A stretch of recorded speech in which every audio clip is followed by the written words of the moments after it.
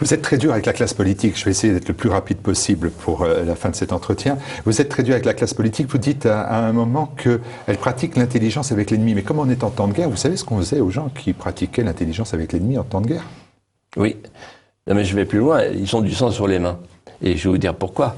Premièrement, ils ont démantelé les frontières, alors qu'ils savaient que c'était dangereux. Pierre Jox avait dit à Mitterrand, ne faites pas ça, on aura notre frontière au Pirée, ce sera une catastrophe.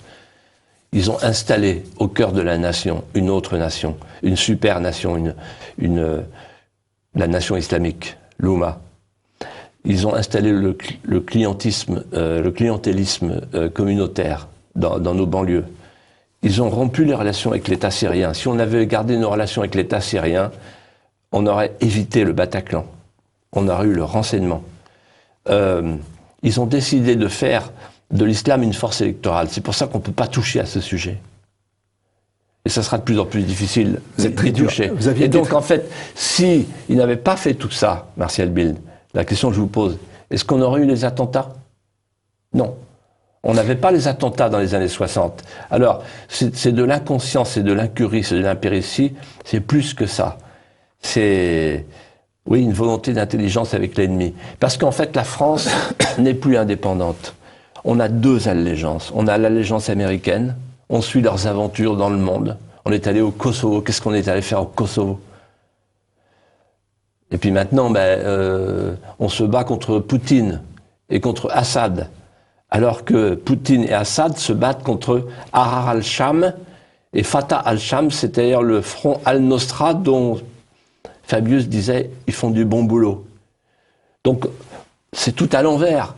Et donc, nos allégeances orientales et américaines nous aliènent notre souveraineté, notre indépendance et notre rayonnement. Donc oui, je dis, la classe politique, elle est gravement coupable et un jour, l'histoire les jugera sévèrement. Alors, vous jugez déjà parce que dans les primaires, vous avez déjà pris parti, vous êtes très dur, non moins avec Nicolas Sarkozy, dont vous étiez occupé dans le précédent ouvrage, mais là, c'est avec Alain Juppé, dont vous montrez absolument, en termes sur la question de l'islam, son inconstance la plus totale, avec des propos contradictoires,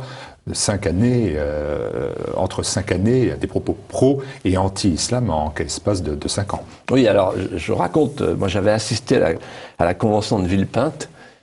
Donc, moi j'ai connu le Juppé islamo-incompatible, avec une déclaration tonitruante au lutrin de Villepinte, les assises de l'opposition, ça s'appelait.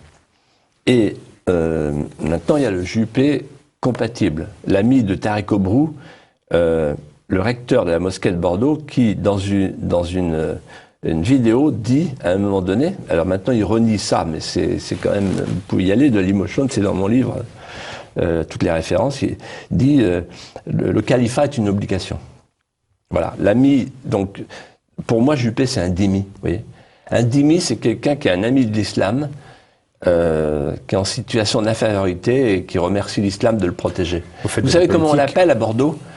Comment les musulmans l'appellent à Bordeaux? Le bouclier de l'islam. Voilà. Donc moi, je dis les choses, je pense que... Donc vous faites de la politique. Il nous conduit à la catastrophe. Quant à Nicolas Sarkozy, je ne devrais pas l'oublier. Il m'en voudrait.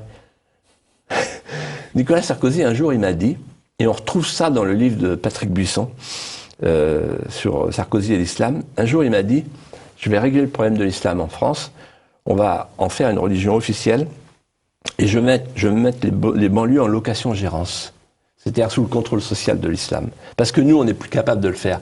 Voilà, en fait, nos hommes politiques, le compromis historique qu'ils ont signé dans leur tête avant de signer le nouvel édit de Nantes. Ils ont résolu le problème dans leur tête. C'est la société multiculturelle. Ils pensent comme on le pensait quand j'étais étudiant à Sciences Po et que mes profs me disaient « Ah, le Liban, cette terre d'encens, de miel et de soleil ». Ils pensent que le multiculturalisme, c'est la paix. Le multiculturalisme, c'est la guerre civile. Alors,